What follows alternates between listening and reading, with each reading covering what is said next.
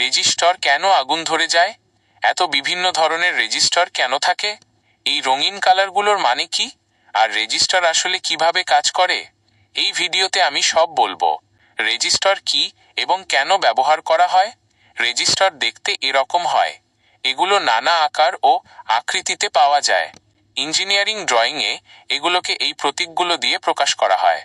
যদি সরাসরি একটি 9 ভোল্ট ব্যাটারির সাথে সংযুক্ত করা হয় তাহলে এটি তাৎক্ষণিকভাবে নষ্ট হয়ে যাবে। এলইডি এর ভেতরে একটি চিকন তার থাকে।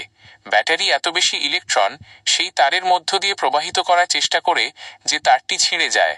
তাই এলইডিকে রক্ষা করতে আমরা একটি রেজিস্টার ব্যবহার করি যা এই কারেন্ট কমিয়ে দেয়।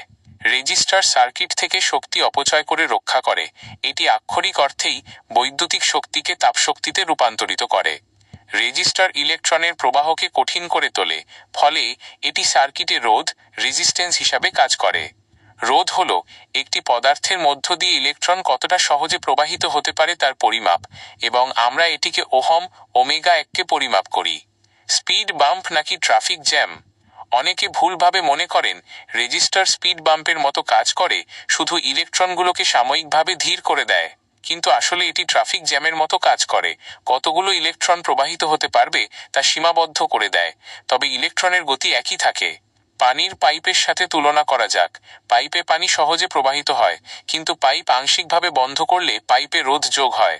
পানি পাইপের দেয়ালে সংঘর্ষ করে, ফলে প্রবাহে বাধা পায় এবং বাধার জায়গায় একটি প্রেসার ড্রপ তৈরি হয়। বিদ্যুতের ক্ষেত্রেও একই কথা। ইলেকট্রন তারের মধ্য দিয়ে সহজে প্রবাহিত হতে পারে, কিন্তু রেজিস্টার যোগ করলে ইলেকট্রনগুলো সংঘর্ষ করে। ফলে প্রবাহ কঠিন হয় এবং কারেন্ট সীমিত হয়ে যায়। একই সাথে রেজিস্টারের দুই প্রান্তে একটি ভোল্টেজ ড্রপ তৈরি হয়। এই সংঘর্ষগুলোই মূলত গতিশক্তিকে তাপে রূপান্তরিত করে, আর এ কারণেই রেজিস্টার গরম হয়, এমনকি বেশি লোড হলে আগুনও ধরে যায়।